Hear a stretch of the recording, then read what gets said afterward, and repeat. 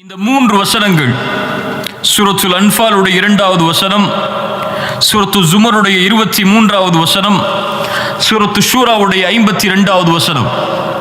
இந்த வசனங்களை கொஞ்சம் ஓதி பாருங்கள். நாம் எந்த குர்ஆனை இப்போது செவிமடுத்தோமோ அதே குர்ஆனைத்தான் சஹாபாக்களும் செவிமடுத்தார்கள். இந்த வசனங்கள் சஹாபாக்களுடைய வாழ்க்கையில் ஏற்படுத்திய மாற்றம் என்ன? இந்த வசனங்கள் நம்முடைய வாழ்க்கையில் ஏற்படுத்தி இருக்கின்ற மாற்றங்கள் என்ன? ஓதுவது வேண்டுமானால் சஹாபாக்களுக்கு அல்லாஹுடைய மிகப்பெரிய அருளால் அல்லாஹுடைய தூதர் ஸல்லல்லாஹு அலைஹி வஸல்லம் அவர்களாக இருக்கலாம். நீங்கள் எண்ணின் புறத்திலிருந்து கேட்டிருக்கலாம், அல்லது குர்ஆனை ஓதக்கூடிய காரிகளுடைய வார்த்தைகளிலிருந்து இந்த வசனத்தை கேட்டிருக்கலாம். இதற்கு விளக்கத்தை அறிஞர்களிடமிருந்து நீங்கள் அறிந்திருக்கலாம். ஆனால் வசனங்களும் வார்த்தைகளும் ஒன்றுதானே? இதே வார்த்தைகளையும் வசனங்களையும் சஹாபாக்கள் கேட்டபோது அவர்களுடைய வாழ்க்கை எப்படி மாறியது? இந்த குர்ஆனை கேட்கும் போது நம்முடைய வாழ்க்கை எப்படி மாறுகிறது? யார் அந்த சஹாபாக்கள்? இந்த குர்ஆன் அவர்களை போற்றுகிறது. சூரத்து தௌபாவிலே 100வது வசனத்தில் அவர்கள் முந்தியமவர்கள், முதலாமவர்கள், முஹாஜிர்களிலும் அன்சாரிகளிலும் யார் அவர்களை நேர்வழியில் பின்தொடர்ந்து செல்கிறார்களோ அவர்கள் அல்லாஹ்வால் பொருந்திக் கொள்ளப்படுவார்கள். அவர்களும் அல்லாஹ்வால் பொருந்திக் கொள்ளப்பட்டவர்கள், அவர்களையும் அல்லாஹ் பொருந்தி இருக்கின்றான். அவர்களை அல்லாஹ் ரப்புல் ஆலமீன் சொர்க்கத்தில் ஒன்று சேர்ப்பான் என்று குர்ஆன் அவர்களை பெருமைப்படுத்தி சொல்கிறது. குர்ஆனுடைய மக்கள், வஹீக்கு நேரடியாக இருந்து சாட்சி கூறியவர்கள், குர்ஆன் இறங்க இறங்க தங்களுடைய வாழ்க்கையின் நிம்மதியை உணர்ந்தவர்கள், இதை பின்பற்றுவதையே தன்னுடைய வாழ்க்கையின் லட்சியமாக கொண்டவர்கள், குர்ஆனின் சொந்தக்காரர்கள். ரசூலுல்லாஹி ஸல்லல்லாஹு அலைஹி வஸல்லம் அவர்களில் பலரை குறிப்பிட்டு சொன்னார்கள், ஹுதுல் குர்ஆன மின் அர்பஆ, இந்த 4 பேரிடமிருந்து குர்ஆனை நீங்கள் எடுத்துக்கொள்ளுங்கள்.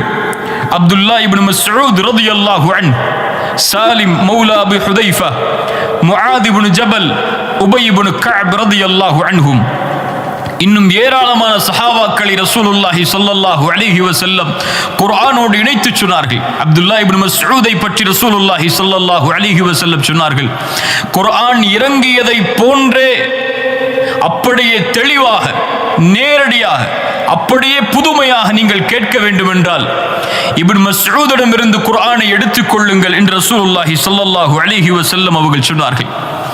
அல்லாஹ்வுடைய தூதர் ஸல்லல்லாஹு அலைஹி வஸல்லம் குர்ஆன் வஹீயின் மூலமாக கொடுக்கப்பட்ட அந்த ரசூல், இந்த சஹாபாக்கள் குர்ஆனை ஓதி தான் கேட்க வேண்டும் என்பதில் இன்பம் காண்பவர்கள். இப்னு மஸ்ஊதை அழைத்து அல்லாஹ்வுடைய தூதர் ஸல்லல்லாஹு அலைஹி வஸல்லம் சொன்னார்கள், அப்துல்லா இப்னு மஸ்ஊத் அவர்களே, நீங்கள் எனக்கு குர்ஆனை ஓதி காட்டுங்கள், நீங்கள் ஓத நான் கேட்க வேண்டும் என்று ஆசைப்படுகிறேன் என்று இப்னு மஸ்ஊதை பார்த்து அல்லாஹ்வுடைய தூதர் சொன்னபோது, யா ரசூலல்லாஹ், உங்களுக்கு தானே குர்ஆன் இறக்கப்பட்டது, நான் அதை உங்களுக்கு ஓதி காட்டவா? ரசூலுல்லாஹி ஸல்லல்லாஹு அலைஹி வஸல்லம் சொன்னார்கள், ஆம், இந்த குர்ஆனை பிறர் ஓத நான் கேட்க வேண்டும் என்று ஆசைப்படுகிறேன். இப்னு மஸ்ஊத் சூரத்து நிசாவுடைய வசனங்களை ஓத ஆரம்பிக்கிறார். ஃபகைஃப இதா ஜிஅனா மின் குல்லி உம்மத்தின் பிஷஹீதின் வஜிஅனா பிக அலா ஹாஉலாஇ ஷஹீதா. சூரத்து நிசாவுடைய 41வது வசனம் வருகிறது.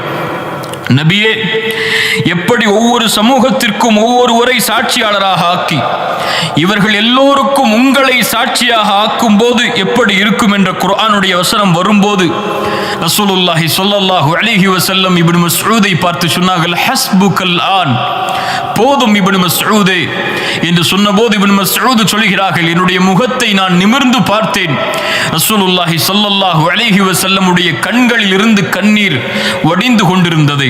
அல்லாஹு அக்பர். ரசூலுல்லாஹி ஸல்லல்லாஹு அலைஹி வஸல்லம் இன்னொரு தோழர் உபையை பார்த்து சொன்னார்கள், உபை, அல்லாஹ் எனக்கு கட்டளையிட்டிருக்கிறான், நீ குர்ஆனை ஓத நான் கேட்க வேண்டும் என்று. சூரத்துல் பையினாவை, குறிப்பாக இந்த சூராவை நீ ஓது, நான் கேட்க வேண்டும் என்று அல்லாஹ் எனக்கு கட்டளையிட்டிருக்கிறான். உபை கேட்டார்கள், அல்லாஹு சம்மானி லக் யா ரசூலல்லாஹ், அல்லாஹ் என் பெயரை உங்களிடத்திலே சொன்னானா? ரசூலுல்லாஹி ஸல்லல்லாஹு அலைஹி வஸல்லம் சொன்னார்கள், அல்லாஹு சம்மாக லி, ஆம், அல்லாஹ் உன்னுடைய பெயரை என்னிடத்திலே கூறினான் உபை அவர்களே. ரசூலுல்லாஹி ஸல்லல்லாஹு அலைஹி வஸல்லம் இதை சொன்னவுடன் அந்த உபை இப்னு கஅப் ரலியல்லாஹு அன்ஹு அவர்களுடைய கண்கள் நனைந்து விடுகிறது. உபை அவர்கள் ஓதுகிறார்கள், லம் யகுனில் லதீன கஃபரு மின் அஹ்லில் கிதாப், சூரத்துல் பையினாவுடைய வசனங்களை அல்லாஹ்வுடைய தூதர் ஸல்லல்லாஹு அலைஹி வஸல்லம் அவர்களுக்கு, சுப்ஹானல்லாஹ், குர்ஆன் வாசிகள் அவர்கள், குர்ஆனுக்காகவே தங்களுடைய வாழ்க்கையை அர்ப்பணித்தவர்கள், அல்லாஹ்வின் புறத்திலிருந்து வஹியை எதிர்பார்த்து காத்திருந்து தங்களுடைய ஒட்டுமொத்த வாழ்க்கையிலும் அந்த வஹியை அனுபவித்து வாழ்க்கையிலே செயல்படுத்திய கூட்டம் அவர்கள். குர்ஆன் வாசிகள், குர்ஆனை பாதுகாத்தவர்கள். இன்றைய இடத்திலே இந்த குர்ஆன் வந்து சேர்ந்திருக்கிறது என்றால் அல்லாஹ்வுடைய தூதர் ஸல்லல்லாஹு அலைஹி வஸல்லம் உடைய காலத்திலே குச்சாபுல் வஹியை எழுதக்கூடிய சஹாபாக்களாக இருந்து அதை பாதுகாத்து உள்ளத்திலே மனனமிட்டு ஹலீஃபாக்களுடைய காலத்தில் எந்த ஒன்றும் விடுபடாமல் மாறிவிடக்கூடாது என்று குர்ஆனை பாதுகாத்து ஒன்று சேர்த்து இந்த ஒட்டுமொத்த சமூகமும் உலகம் அழியும் வரை குர்ஆனோடு தங்களுடைய வாழ்வை இணைப்பதற்காக அர்ப்பணித்த கூட்டம் சஹாபாக்களுடைய கூட்டம். மேலே குறிப்பிடப்பட்ட அந்த 3 வசனங்கள் அல்லாஹ் ரப்புல் ஆலமீன் சொல்கிறான், இன்னமல் முஃமினூன அல்லதீன இதா ذுகிரல்லாஹு வஜிலத் குலூபுஹும். முஃமின்கள் யார்? அவர்களுக்கு முன்னால் அல்லாஹ்வுடைய பெயர் நினைவு காட்டப்பட்டால் வஜிலத் குலூபுஹும், அவர்களுடைய உள்ளங்கள் அல்லாஹ்வுடைய அச்சத்தால் அஞ்சி நடுங்கும். وَإِذَا تُلِيَتْ عَلَيْهِمْ آيَاتُهُ, அல்லாஹ்வுடைய வசனங்கள் ஓதி காண்பிக்கப்பட்டால், குர்ஆன் ஓதி காண்பிக்கப்பட்டால் ஜாதத்துஹும் ஈமானா, அது அவர்களுடைய ஈமானை அதிகரிக்கும் என்று அல்லாஹ் சொல்கின்றானே. இந்த வசனத்தை என்றைக்காவது நம்முடைய வாழ்வோடு இணைத்து பார்த்திருக்கிறோமா? அல்லாஹ் இறக்கிய இந்த குர்ஆனை முஃமின்கள் ஓத ஆரம்பித்தால் தக்ஷஇர்ரு மின்ஹு ஜுலூதுல் லதீன யக்ஷௌன ரப்பஹும், அல்லாஹ்வை அஞ்சிய உள்ளங்கள் இதை ஓத ஆரம்பித்தால் அவர்களுடைய தோள்கள் எல்லாம் சிலிர்த்து விடும். அதை ஓத ஈமானால் அவர்களுடைய தோலும் உள்ளமும் தொடர்ந்து நிரம்பும் என்று அல்லாஹ் சொல்கின்றானே. அல்லாஹ்வுடைய நினைவால் இந்த வசனங்களின் தாக்கம் நம்முடைய வாழ்க்கையில் ஏற்பட்டதுண்டா? குர்ஆனை படித்து பார்த்து அழுதவர்கள் எம்மிலே எத்துணை பேர்? கடைசியாக குர்ஆனை திறந்து அல்லாஹ்வுடைய அன்பிற்காக, மறுமையின் வெற்றிக்காக படித்தவர்கள் எம்மிலே எத்துணை பேர்? இன்னும் இந்த சமூகத்தில் 40-50 வருடத்தை கடந்திருந்தும் குர்ஆனை எழுத்து கூட்டி ஓத தெரியாத முஸ்லிம்கள் எத்துணை பேர்? யோசித்து பாருங்கள். 3 சூறாக்கள் தெரியும், அதை தொழுகையில் திரும்ப ஓதி வருவார்கள். எத்தனை ஆண்டுகள் கழிந்தாலும் சரி, குர்ஆனுக்காக தங்களுடைய வாழ்வை அர்ப்பணிக்காத சமூகம், குர்ஆனை முழுவதுமாக ஓதி முடிக்காத சமூகம், குர்ஆனை ஓதுவதற்கே தங்களுடைய நேரத்தை கொடுக்காத சமூகம், அல்லாஹ்விடத்திலே எந்த வெற்றியை எதிர்பார்க்க முடியும்? மறுமையின் எந்த வெற்றியை நோக்கி அவர்கள் செல்ல முடியும்? அல்லாஹ் பாதுகாப்பானாக. சஹாபாக்களுடைய வாழ்க்கையில் இந்த வசனத்தை இணைத்து பாருங்கள். அபூபக்கர் ரலியல்லாஹு அன்ஹு, அல்லாஹ்வுடைய தூதருக்கு பிறகு இந்த சமூகத்தில் மதிக்கத்தக்க மிகச்சிறந்த மனிதர் அபூபக்கர் சித்திக் ரலியல்லாஹு அன்ஹு அவர்களை அல்லாஹ்வுடைய தூதர் மரண நேரத்தின் போது அவர்களுடைய மனைவியை அழைத்து, ஆயிஷா ரலியல்லாஹு அன்ஹா அவர்களை அழைத்து சொன்னார்கள், அபூபக்கரை தொழுகை நடத்த சொல்லுங்கள். அப்போது ஆயிஷா ரலியல்லாஹு அன்ஹா என்ன சொன்னார்கள்? யா ரசூலல்லாஹ், அபூபக்கரின் தந்தை மென்மையானவர், இதா கரஅ கலபஹுல் புகா, அவர் ஓதினால், அல்லாஹ்வுடைய வசனங்களை ஓத ஆரம்பித்தால் அவருடைய அழுகை மிகைத்துவிடும் யா ரசூலல்லாஹ். அதனால் அபூபக்கர் வேண்டாம் என்று சொன்னார்கள். ஆனால் அல்லாஹ்வுடைய தூதர் ஸல்லல்லாஹு அலைஹி வஸல்லம் சொன்னார்கள், கட்டளையிடுகிறேன், அபூபக்கரை தொழுகை நடத்த சொல்லுங்கள் என்று சொன்னார்கள். சுப்ஹானல்லாஹ். உமர் இப்னுல் கத்தாப் ரலியல்லாஹு அன்ஹு, தாபிஈன்கள் சொல்கிறார்கள், உமர் இப்னுல் கத்தாப் ரலியல்லாஹு அன்ஹு அவர்களுக்கு பின்னால் நின்று நாங்கள் தொழுவோம். தொழுகையில் குர்ஆனை அவர் ஓதுவார். ஓதும் போது அவருடைய கவலை அதிகரித்து அழ ஆரம்பிப்பார். அந்த அழுகையின் தேம்பல் எங்களுடைய கடைசி சப்தம் வரை, சஃப்புகளில் கடைசி வரிசை வரை அவர் தேம்பக்கூடிய சப்தம் கேட்கும் என்று தாபிஈ அவர்கள் சொல்கிறார்கள். உமர் இப்னுல் கத்தாப் யார்? சொர்க்கத்திற்காக நற்செய்தி சொல்லப்பட்டவர். எனக்கு பிறகு ஒருவர் நபியாக வருவார் என்றால் அது உமராகத்தான் இருப்பார். லா நபிய பஅதி என்று அல்லாஹ்வுடைய தூதரால் நற்செய்தி கொடுக்கப்பட்ட அந்த தோழர். இந்த உம்மத்தில் குர்ஆனுடைய வசனங்கள் அவருடைய சொற்களுக்கு ஏற்ப இறங்கும் என்று அல்லாஹ்வுடைய தூதரால் நற்செய்தி கொடுக்கப்பட்ட மனிதர். அந்த உமர் குர்ஆனுடைய வசனங்கள் கேட்டால் நடுங்குவார். அந்த அபூபக்கர் குர்ஆனுடைய வசனங்கள் ஓதி காண்பிக்கப்பட்டால் அழுவார். அந்த அழுகையை பார்ப்பதற்கே மக்காவாசிகள் ஒன்று சேர்வார்கள். அபூபக்கர் ரலியல்லாஹு அன்ஹு அவர்கள் அழக்கூடிய அந்த காட்சி, உமர் அவர்களுக்கு முன்னால் குர்ஆனுடைய வசனங்கள் ஓதி காண்பிக்கப்பட்டால் நின்று விடுவார். அப்படியே வக்காஃபுன், அப்படியே நின்று விடுவார். குர்ஆன் எதை சொல்கிறதோ அதை செவிமடுப்பதற்காக. உமர் அவர்களுக்கு முன்னால் சூரத்து தூருடைய வசனங்கள் ஓதி காண்பிக்கப்படுகிறது. இன்ன அஸாப ரப்பிக லவாகி', அல்லாஹ்வுடைய வேதனை நிறைவேறியே தீரும். இந்த வசனம் வந்தவுடன் அழ ஆரம்பிக்கிறார்கள். நபித்தோழர்கள் சொன்னார்கள், இந்த வசனத்தை கேட்டு அழ ஆரம்பித்த உமர் அந்த அழுகையின் காரணமாகவே நோய்வாய்ப்படும் அளவிற்கு அழுகை அவர்களை மிகைத்து விட்டது என்று சொன்னார்கள். சுப்ஹானல்லாஹ். குர்ஆனை ஓதி அழுதவர்கள் எம்மில் எத்துணை பேர்? அல்லாஹ்வுடைய வசனங்களால் ஈமான் அதிகரித்த கூட்டம் எம்மில் எத்துணை பேர்? குர்ஆனால் எம்முடைய உள்ளங்கள் அல்லாஹ்வுடைய அன்பால் நிறைந்திருக்கிறதா? குர்ஆனால் எம்முடைய கண்கள் அல்லாஹ்வுடைய அன்பால் கண்ணீர் வடித்திருக்கிறதா? யோசித்து பாருங்கள். அல்லாஹ் எம்மை பாதுகாப்பானாக. அல்லாஹ் சொல்லுகிறான் சூரத்து ஷூரா 52வது வசனம், அல்லாஹ்வின் கட்டளையில் இருந்து அல்லாஹ் இறக்கி இருக்கின்ற ரூஹ் இது. குர்ஆனை அல்லாஹ் ரூஹ் என்று அழைக்கிறான். ரூஹ் குர்ஆன். எதற்கு ரூஹ்? உள்ளத்திற்கு ரூஹ். உள்ளம் உயிர் பெற வேண்டும் என்றால் குர்ஆன் வேண்டும். எந்த உள்ளத்திலே குர்ஆன் இல்லையோ அந்த உள்ளம் செத்து விட்டது, அந்த உள்ளம் மடிந்து விட்டது. அந்த உடலுக்கு உயிர் இருந்தாலும் அந்த உள்ளத்திற்கு உயிர் இல்லை, குர்ஆன் இல்லை என்றால். அல்லாஹ் உங்களை வழிகேட்டில் பார்த்தான், நபியை இந்த குர்ஆனை கொண்டு அல்லாஹ் உங்களை நேர் வழிப்படுத்தி இருக்கிறான் என்று இந்த வசனம் சொல்லுகிறது. எத்துணை சஹாபாக்களுடைய வாழ்க்கையை புரட்டி போட்டது இந்த குர்ஆன். எம்மில் எத்துணை மாற்றங்களை ஏற்படுத்தி இருக்கிறது. உமர் இப்னுல் கத்தாப் ரலியல்லாஹு அன்ஹு, நாம் எல்லாம் அறிந்த ஒரு நபி தோழர், எப்படி இஸ்லாமை ஏற்றார்கள் என்று நமக்கு தெரியும். சூரத்து தாஹாவுடைய வசனங்களை அவர்களுடைய சகோதரியுடைய வீட்டில் செவிமடுத்த உமர் ஒரு வசனத்தை, இன்னனி அனல்லாஹ் லா இலாஹ இல்லா அன ஃபஅபுதுனி, இந்த வசனம் வரும்போது ஷஹாதத்தை மொழிந்தார்கள் என்ற வரலாறுகளை நாம் படித்திருக்கிறோம். ஆனால் உமர் அவர்கள் குர்ஆனை கேட்ட நிலைமை இது மட்டுமல்ல. உமர் அவர்கள் சொல்கிறார்கள், ரசூலுல்லாஹி ஸல்லல்லாஹு அலைஹி வஸல்லம் அவர்களை ஈமான் கொண்டு ஏற்பதற்கு முன்னால் அல்லாஹ்வுடைய தூதரை கொலை செய்ய வேண்டும் என்ற எண்ணம் கொண்டிருந்த போது அவர்களை பற்றி அவர்களே சொல்லுகிறார்கள், நான் மது குடிக்கக்கூடிய பழக்கம் உள்ளவன், ஒவ்வொரு இரவும் மது குடிப்பேன், போதையில் இருப்பேன், யாராவது எனக்கு துணையாக இல்லை என்றால் அந்த இரவு மட்டும் வேறு ஏதாவது காரியங்களில் ஈடுபடுவேன். அப்படி ஒரு நாள் யாரும் எனக்கு மது குடிப்பதற்கு துணை இல்லாத போது கஅபாவை நோக்கி செல்ல வேண்டும் என்று ஆசைப்பட்டு சென்றேன். அப்போது முஹம்மது நபி ஸல்லல்லாஹு அலைஹி வஸல்லம் குர்ஆனை ஓதிக் கொண்டிருந்தார்கள். அவர் என்ன ஓதுகிறார் என்று கேட்பதற்காக கஅபாவின் திரைக்கு பின்னால் சென்று ஒளிந்து அல்லாஹ்வுடைய தூதருடைய முகத்திற்கு நேர இருக்கும்படி என்னுடைய முகத்தை ஆக்கிக் கொண்டேன்.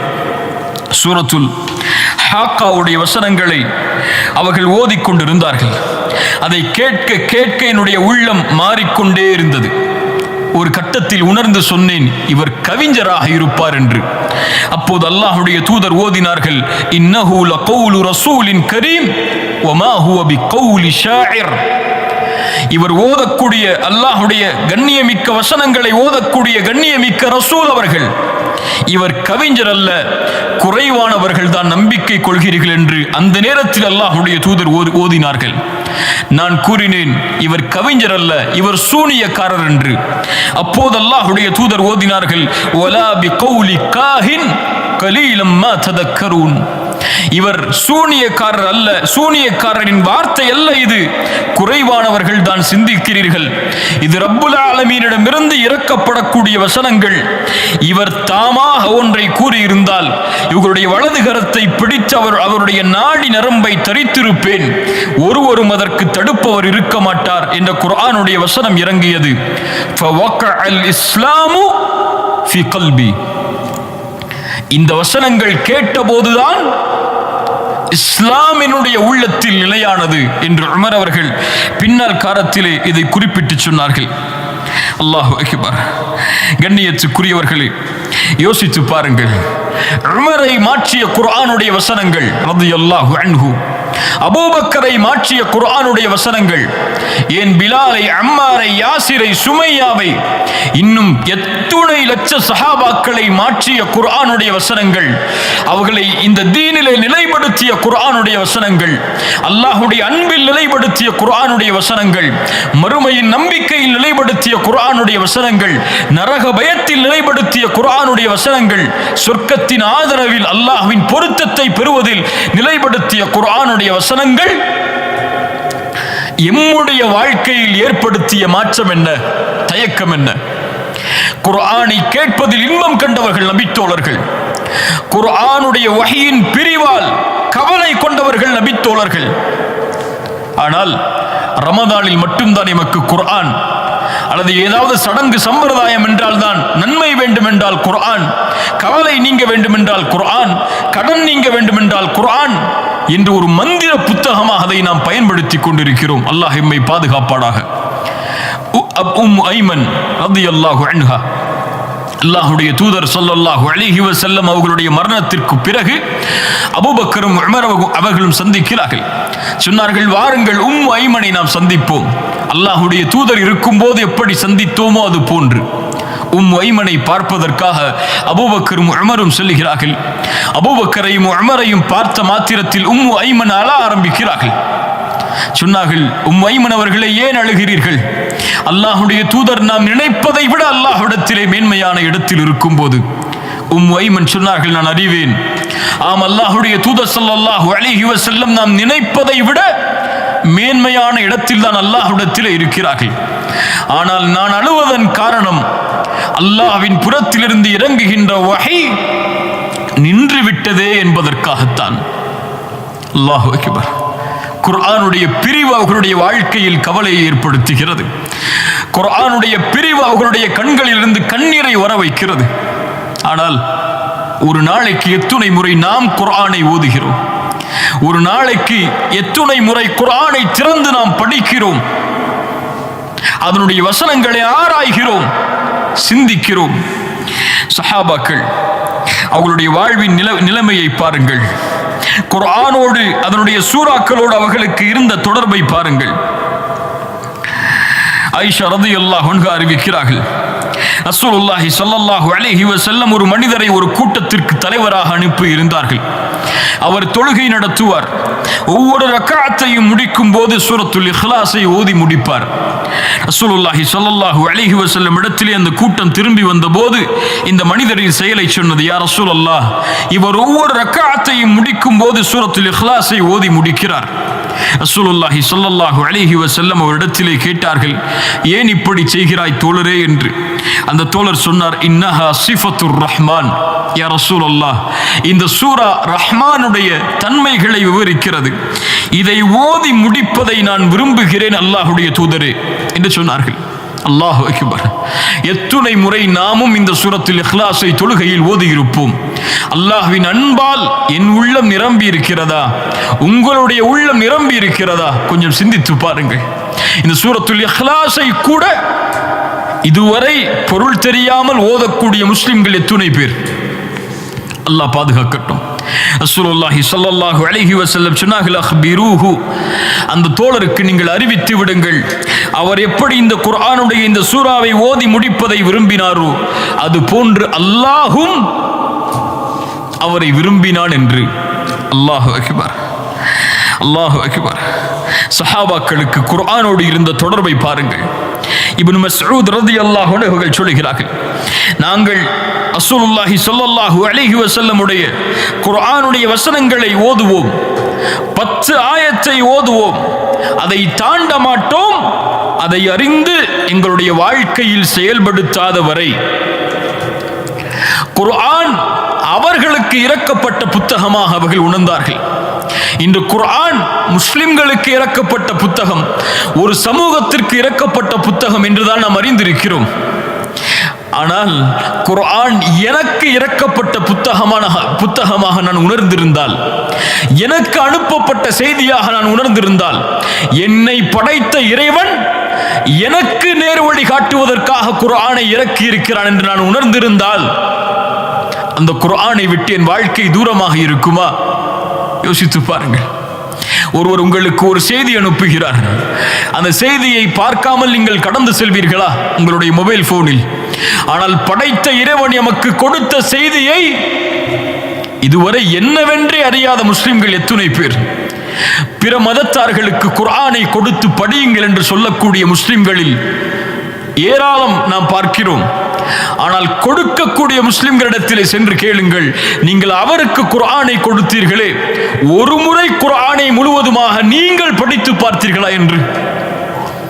பலருடைய கேள்வியுடைய பதில் இன்னா லில்லாஹி வ இன்னா இலைஹி ராஜிஊன். ரசூலுல்லாஹி ஸல்லல்லாஹு அலைஹி வஸல்லம் அவர்களுடைய நபித்தோழர்களுடைய வாழ்வை கவனியுங்கள்.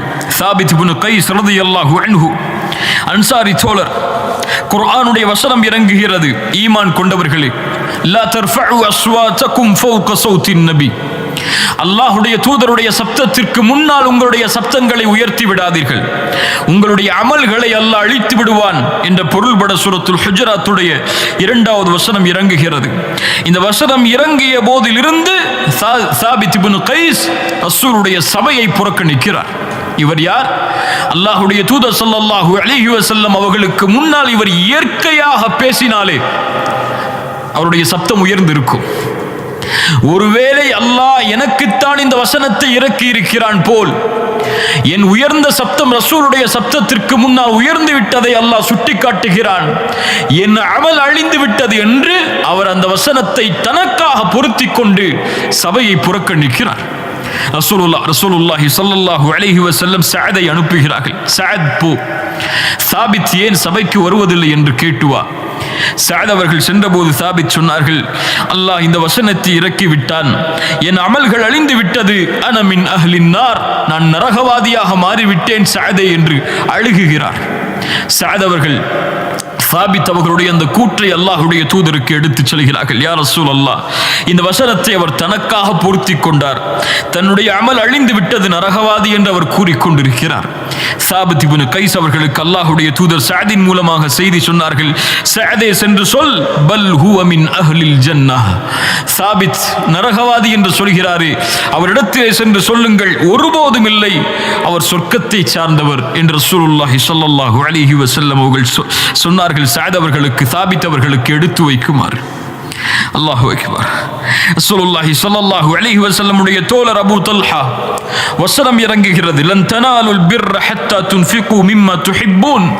சூரத்துல் ஆல் இம்ரான் உடைய 92வது வசனம், உங்களில் யாரும் நன்மை அடைந்து விட முடியாது அவர் விரும்பியதை அல்லாஹ்வுடைய பாதையில் கொடுக்காதவரை.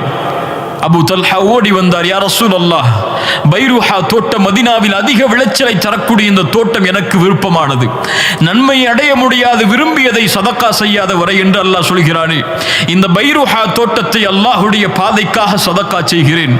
ரசூலுல்லாஹி ஸல்லல்லாஹு அலைஹி வஸல்லம் சொன்னார்கள், ஆஹா, எவ்வளவு அருமையான செல்வத்தின் பங்களிப்பு இது, செல்வத்தின் பங்களிப்பு இது. அபூ தல்ஹா, இந்த பங்களிப்பை உன்னுடைய குடும்பத்தார்களுக்கே நீ பங்கு வைத்து விடு என்று ரசூலுல்லாஹி ஸல்லல்லாஹு அலைஹி வஸல்லம் கூற, அபூ தல்ஹா அப்படியே அதை செய்து முடிக்கிறார். இப்படி ஏராளமான நிகழ்வுகளை சஹாபாக்களுக்கும் குர்ஆனுக்கும் இணைத்து சொல்லலாம். குர்ஆன், சஹாபாக்கள். குர்ஆனுடைய வாழ்வை பார்க்க வேண்டுமா? சஹாபாக்களை பார்க்கலாம். அவர்கள் யாரை பார்த்தார்கள்? ரசூலுல்லாஹி ஸல்லல்லாஹு அலைஹி வஸல்லம் அவர்களை குர்ஆனாக. ஆயிஷா ரலியல்லாஹு அன்ஹா அவர்களிடத்திலே அல்லாஹ்வுடைய தூதருடைய வாழ்க்கையை குறித்து கேட்டபோது சொன்னார்கள், அவர்களுடைய வாழ்க்கை குர்ஆன், அவ்வளவுதான். எளிதாக முடித்தார்கள். ரசூலுடைய வாழ்க்கை எப்படியா? குர்ஆன் தான் அவர்களுடைய வாழ்க்கை. சஹாபாக்களுடைய வாழ்க்கை எப்படி? அதுவும் குர்ஆன் தான். குர்ஆன் தான் அவர்களுடைய வாழ்க்கையை ஆக்கிரமித்தது, அவர்களுடைய மாற்றத்திற்கு காரணமானது, வாழ்வை திருப்பியது. அபூபக்கரை சொர்க்கவாதியாக மாற்றியதும், உமரை சொர்க்கவாதியாக மாற்றியதும், ஒட்டுமொத்த சஹாபாக்களுக்கும் ரலியல்லாஹு அன்ஹும் வரது அன்ஹு, அவர்களை அல்லாஹ் பொருந்திக் கொண்டான், அவர்களும் அல்லாஹ்வை பொருந்திக் கொண்டார்கள். நற்செய்தியை பெற்றுத் தந்தது குர்ஆன். நமக்கு எதை பெற்றுத் தந்தது? நமக்கு எதை நினைவுபடுத்தியது? நம்முடைய வாழ்க்கையின் எந்த அங்கத்தை அல்லாஹ்வின் நோக்கி மாற்றியது? யோசித்து பாருங்கள். எந்த அளவு குர்ஆனோடு நாம் தொடர்பில் இருக்கிறோம். அல்லாஹ்வுடைய தூதர் அடிக்கடி கேட்கக்கூடிய துஆ, கவலைகள் நீங்குவதற்கு அல்லாஹ்வுடைய தூதர் ஓதுமாறு கட்டளையிடுவார்கள். துஆவில் ஒரு பகுதி, அல்லாஹும்ம அன் தஜ்அலல் குர்ஆன ரபீஅ கல்பி, என் உள்ளத்தின் பசுமையாக ஆக்கு குர்ஆனை யா அல்லாஹ், என் உள்ளத்தின் வெளிச்சமாக ஆக்கு யா அல்லாஹ், என் கவலைகளை நீக்கக்கூடிய, பிரச்சனைகளை முடிக்கக்கூடிய மருந்தாக ஆக்கு யா அல்லாஹ், கவலைகளை நீக்கக்கூடியதாக மாற்று, வெளிச்சமுடையதாக மாற்று, என் உள்ளத்தின் பசுமையாக மாற்று. குர்ஆனை கேட்க கேட்க என் ஈமான் அதிகரிக்க உதவி செய். அல்லாஹு அக்பர். சஹாபாக்கள் தங்களுடைய வாழ்க்கையிலே இதை செயல்படுத்தியவர்கள். தங்களுடைய வாழ்வின் கவலைகள் நீங்குவதற்காக குர்ஆனை பயன்படுத்தியவர்கள். ரசூலுல்லாஹி ஸல்லல்லாஹு அலைஹி வஸல்லம் அவர்களுடைய மரணத்திற்கு பின்னால் சஅத் இப்னு அபி வக்காஸ், உமர் அவர்களுடைய ஆட்சி காலம் வருகிறார்கள். வந்து மதீனாவிற்குள் நுழைந்து பள்ளிவாசலுக்கு செல்கிறார்கள். உஸ்மான் இப்னு அஃபான் ரலியல்லாஹு அன்ஹு அவர்கள் அமர்ந்திருக்கிறார்கள். உஸ்மானை பார்த்தவுடன் அஸ்ஸலாமு அலைக்கும் யா உஸ்மான் என்று சொல்கிறார்கள். உஸ்மான் அவர்கள் ஏதோ ஒரு சிந்தனையில் இருப்பவர்கள் அந்த சலாமிற்கு பதில் கூறவில்லை. பதில் கூறாமல் அமைதியாக இருக்கிறார்கள். இரண்டாவது முறை சொன்னார்கள், பதில் கூறவில்லை. சஅத் இப்னு அபி வக்காஸ் அவர்களுக்கு கவலை மேலோங்குகிறது. உமரிடத்திலே சொல்லுகிறார்கள், ரலியல்லாஹு அன்ஹு, யா அமீரல் முஃமினீன், உஸ்மானை சந்தித்தேன், சலாம் சொன்னேன், பதில் சொல்லவில்லை. இரண்டாவது முறை சலாம் சொன்னேன், பதில் சொல்லவில்லை. ஏதாவது இஸ்லாம் மாறிவிட்டதா? ஏதாவது தடை ஏற்பட்டு விட்டதா? உமர் சொன்னார்கள், அப்படி ஒன்றும் இல்லையே. ஏன் அப்படி உஸ்மான் மறுத்தார்? வாருங்கள் கேட்போம் என்று உஸ்மானை சந்திக்கிறார்கள். உஸ்மான், சஅத் சலாம் சொன்னார், ஏன் நீங்கள் சஅதிற்கு பதில் சொல்லவில்லை? உஸ்மான் சொன்னார்கள், ஒருபோதும் அப்படி இருந்திருக்க வாய்ப்பில்லையே. சஅத் சலாம் கூறி நான் பதில் சொல்லவில்லையா? அப்படி இருக்க வாய்ப்பில்லையே. நான் ஒரு சிந்தனையில் இருந்தேன். அல்லாஹ்வுடைய தூதர் கவலைகள் நீங்குவதற்கு ஒரு வசனத்தை சொன்னார்கள், ஒரு துஆவை சொன்னார்கள். அந்த துஆவை ஓதினால் அல்லாஹ் எம்முடைய பிரார்த்தனைகளை அங்கீகரித்து கவலையை நீக்குவான் என்று சொன்னார்கள். அது என்ன துஆ என்று ஆராய்ந்து கொண்டே இருக்கிறேன். என் உள்ளத்திலே அது எனக்கு தோன்றவில்லை. அதனால் சஅத் சலாம் கூறும்போது என்னுடைய சிந்தனை அதன் பக்கம் செலுத்தவில்லை, கேட்கவில்லை. அல்லாஹ்விடத்திலே மன்னிப்பை கேட்கிறேன் என்று சொன்னார்கள். சஅத் அவர்கள் சொன்னார்கள், உஸ்மான் ரலியல்லாஹு அன்ஹு, சஹாபாக்களுக்கு இருந்த அந்த தொடர்பை பாருங்கள். உஸ்மான் ரலியல்லாஹு அன்ஹு, நான் அறிவேன் அந்த துஆவை. ஆம், நாம் இருந்த சபைதான் அது. அந்த சபையில் அல்லாஹ்வுடைய தூதர் இந்த வார்த்தையை கூறி, யார் இதை ஓதுவாரோ அவருடைய கவலைகள் நீங்குவதற்கு அது மருந்தாகும், அது அவர்களுக்கு விடுதலை அளிக்கும் என்று சொன்னார்கள். அப்போது ஒரு அரபி வந்து விட்டார். வெகு தூரத்தில் இருந்து வந்தவுடன் அந்த பேச்சு மாறிவிட்டது. அல்லாஹ்வுடைய தூதரை பின்தொடர்ந்தே நான் சென்றேன். அதற்கு பிறகு சென்று ரசூல் ஸல்லல்லாஹு அலைஹி வஸல்லம் வீட்டின் அருகே வந்தபோது அவர்களுடைய கவனத்தை திருப்புவதற்காக ஒரு சப்தமிட்டேன். ரசூல் திரும்பினார்கள். சஅதை பார்த்து கேட்டார்கள், சஅதை ஏன் பின்தொடர்கிறாய்? யா ரசூலல்லாஹ், ஒரு துஆவை சொல்லித் தருகிறேன், அது உங்களுடைய கவலைகளை நீக்கும் என்று சொன்னீர்களே, அந்த துஆ எது யா ரசூலல்லாஹ்? சஅத் அவர்களுக்கு அல்லாஹ்வுடைய தூதர் ஸல்லல்லாஹு அலைஹி வஸல்லம் சொன்னார்கள், என்னுடைய சகோதரர் யூனுஸ் மீன் வயிற்றிலே இருந்தபோது தன் கவலையை அல்லாஹ்விடத்திலே முறையிட்டு விடுதலை பெற்றாரே, அந்த குர்ஆனுடைய வார்த்தை தானது. லா இலாஹ இல்லா அன்த சுப்ஹானக இன்னி குன்து மினல் ஸாலிமீன். படைத்த இறைவனே, வணங்க தகுதியானவன் உன்னை தவிர வேறு யாரும் இல்லை. லா இலாஹ இல்லா அன்த் சுப்ஹானக், நீ பரிசுத்தமானவன், நாங்களோ பரிசுத்தம் இல்லாதவர்கள். இன்னி குன்து மினல் ஸாலிமீன், அநீதம் செய்பவர்கள் நாங்கள் யா அல்லாஹ். நீ பரிசுத்தமானவன் யா அல்லாஹ், உன் மீது இப்போதும் நம்பிக்கை கொண்டிருக்கிறேன் யா அல்லாஹ். உன்னை தவிர வணங்க தகுதியானவன் யாரும் இல்லை, நாங்கள் அநீதம் இழைத்தவர்கள் யா அல்லாஹ் என்று யூனுஸ் எப்படி கூறி அவருடைய பிரச்சனையை அல்லாஹ் தீர்த்தானோ, அது போன்று யார் கவலையில் இந்த துஆவை ஓதுவாரோ அவருடைய கவலைகள் நீங்கும் என்று பொருள்பட அல்லாஹ்வுடைய தூதர் ஸல்லல்லாஹு அலைஹி வஸல்லம் சொன்னார்கள். அந்த துஆ தானே உஸ்மான் என்று சொன்னார்கள் சஅத் ரலியல்லாஹு அன்ஹு. சுப்ஹானல்லாஹ். ஏன் நினைவுபடுத்துகிறேன் என்றால், இந்த நிகழ்வை கொஞ்சம் ஆராய்ந்து பாருங்கள் கண்ணியத்துக்குரியவர்களே. நம்முடைய வாழ்க்கை இந்த குர்ஆனில் இருந்து எவ்வளவு தூரமாக இருக்கிறது. குர்ஆனை எம்முடைய வாழ்வின் குறிக்கோளாக, எம் பிரச்சனைகளின் மருந்தாக, என்னை வழிநடத்தக்கூடிய ஒரு புத்தகமாக எப்போது நான் சுமக்கிறேனோ அப்போது நான் மேன்மைப்படுத்தப்படுவேன் அல்லாஹ்விடத்திலே. எப்போது குர்ஆனை விட்டு நான் தூரமாகி என்னுடைய வாழ்வு அமையுமோ அப்போது அல்லாஹுவால் சிறுமைப்படுத்தப்படுவேன். ஒரு மனிதனுடைய வாழ்வு உயிரோடு இருக்கக்கூடிய வாழ்வா அல்லது உயிரற்ற சடலத்தின் வாழ்வா என்பதை குர்ஆன் தீர்மானிக்கும். ஒருவருடைய மரணம் நல்ல மரணமா அல்லது கெட்ட மரணமா என்பதை குர்ஆன் தீர்மானிக்கும். ஒருவருடைய கபரின் வாழ்க்கை வெற்றியா தோல்வியா என்பதை குர்ஆன் தீர்மானிக்கும். மன் ரப்புக்க என்று கேட்கும் போது குர்ஆனை படிக்காதவன், குர்ஆனை அறியாதவர் எப்படி ரப்பை அறிந்திருக்க முடியும்? ரப்பி அல்லாஹ் என்று எப்படி சொல்லுவார்? குர்ஆன் அல்லாஹ்வுடைய தூதரை அறியாதவர் குர்ஆனில் இருந்து எப்படி என் தூதர் ரசூல் என்று சொல்லுவார்? மார்க்கத்தை குர்ஆனில் இருந்து படிக்காதவர் எப்படி என்னுடைய தீன் இஸ்லாம் என்று சொல்லுவார்? நாளை மஹ்ஷரில் வெளிச்சம் தரும் குர்ஆன் தீர்மானிக்கும். அல்லாஹ்வுடைய விசாரணை எளிதாகும் குர்ஆன் தீர்மானிக்கும். சொர்க்கமா நரகமா என்ற எல்லாவற்றையும் தீர்மானித்து அல்லாஹ்வுடைய உதவியை தரக்கூடிய ஒரே ஒரு வழி குர்ஆன். குர்ஆன் மக்லூக் அல்ல, குர்ஆன் படைக்கப்பட்ட பொருள் அல்ல.